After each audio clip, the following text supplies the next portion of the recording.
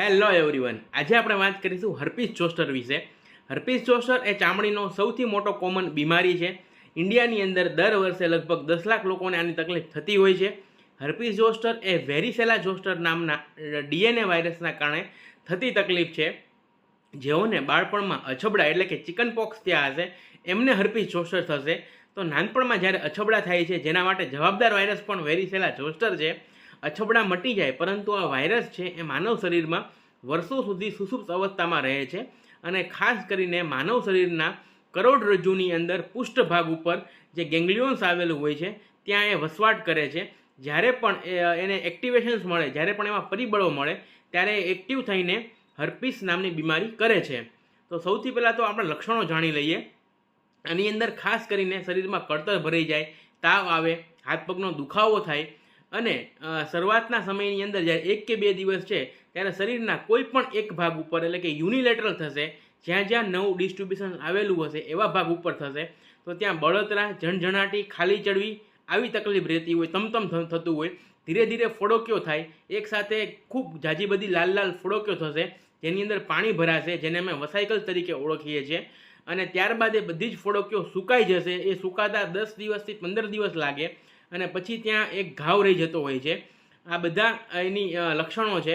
અને ઘણા બધાને આના કોમ્પ્લિકેશન્સની અંદર પોસ્ટ હર્પેટિક ન્યુરાલ્જિયા, જે લગભગ જેમ મેં કીધું કે 10 લાખ લોકોને દર વર્ષે થાય, એમાંથી 10% કરતાં પણ વધારે એટલે 1 થી 2 લાખ દર વર્ષે લોકો આ પોસ્ટ હર્પેટિક ન્યુરાલ્જિયાથી પીડાતા હોય. એટલે કે હર્પીસ જોસ્ટર મટી જાય, પરંતુ હર્પીસ જોસ્ટર થયા પછી બળતરા અને દુખાવો કન્ટિન્યુઅસ મહિનાઓ અને વર્ષો સુધી રહેતો હોય છે.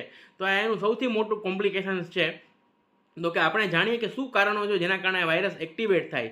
તો કારણોની અંદર જ્યારે ઇમ્યુનિટી દામવાની દવાઓ જેઓને ચાલતી હોય, અથવા તો જેઓની ઇમ્યુનિટી વીક પડી જાય, અથવા તો જેઓને મેન્ટલી ખૂબ લાંબો ટાઈમ સ્ટ્રેસ રહે, તો ખાસ કરીને કે અમુક બીમારીઓ જેવી કે HIV છે, TB છે, કેન્સર છે, જેની અંદર ઇમ્યુનિટી ઘટી જાય, એવા રોગોની અંદર આ હર્પીસ જોસ્ટર થવાના ચાન્સીસ વધી જાય. અને જેઓની ઉંમર મોટી છે તો આપણે જાણીએ કે જેમ ઉંમર વધે એમ ઇમ્યુનિટી થોડીક ડાઉન થાય, તો 50 થી 60 વર્ષની અંદર આ તકલીફ થવાના ચાન્સીસ વધી જતા હોય છે. તો શું આ બીમારી ચેપી છે? જ્યારે પણ ફોડોક્યોની અંદર પાણી ભરાય ત્યારે ચામડીથી ચામડી આ બીમારી બીજા વ્યક્તિને થઈ શકે છે. પરંતુ એક હર્પીસ જોસ્ટરવાળો વ્યક્તિ બીજાને હર્પીસ જોસ્ટર નથી કરતો. હર્પીસ જોસ્ટરના વાયરસ બીજાને શરીરમાં અછબડાના ચેપ ફેલાવી શકે છે.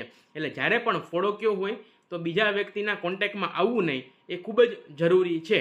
અને એની જે કોમન સાઇટ છે એટલે કે કોમન હર્પીસ જોસ્ટર કઈ જગ્યાએ થશે, તો ખાસ કરીને ચહેરા ઉપર, કમર ઉપર, ખાસ કરીને ચેસ્ટ ઉપર, બેકમાં અને શોલ્ડર ઉપર. આ એની કોમન સાઇટ છે કે જ્યાં હર્પીસ જોસ્ટર ખાસ કરીને જોવા મળશે. અને એ જોઈને જ ડૉક્ટરને ખબર પડી જાય કે આ હર્પીસ જોસ્ટર છે. તો શું હોમિયોપેથિક આની અંદર કારગત છે? હોમિયોપેથિક જે છે એ આના બળતરા, દુખાવો અને દર્દીને રાહત પહોંચાડવામાં પણ કારગત છે.